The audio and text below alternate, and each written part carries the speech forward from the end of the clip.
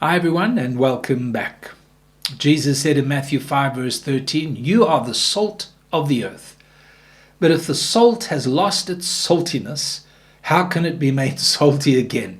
It is no longer good for anything except to be thrown out and trampled underfoot."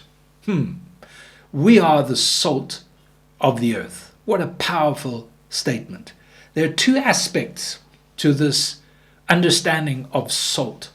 The first, we need to recognize from the Old Testament that when we read of salt, it speaks of covenant. 2 Chronicles 13:5 says, "Ought ye to know that the Lord of God of Israel gave the kingdom over Israel to David forever, even to him and to his sons by a covenant of salt." So salt speaks of this covenant. It speaks of a relationship, a commitment, a consecration to the promise and the purpose of God. So you and I, we're through Jesus Christ, have entered the new covenant. We have this salt relationship. It speaks of something that is protected, something that is preserved for life, for eternity.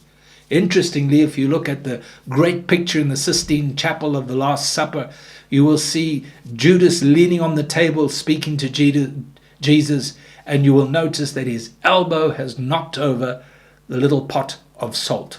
He broke his covenant when he rebelled against Jesus and denied him. That's what the salt meant. So that's the first thing. The second thing we read of salt, and we know that salt purifies. In Leviticus chapter 2, when they had the offerings, they would have to pour salt on the offering so it had a good aroma.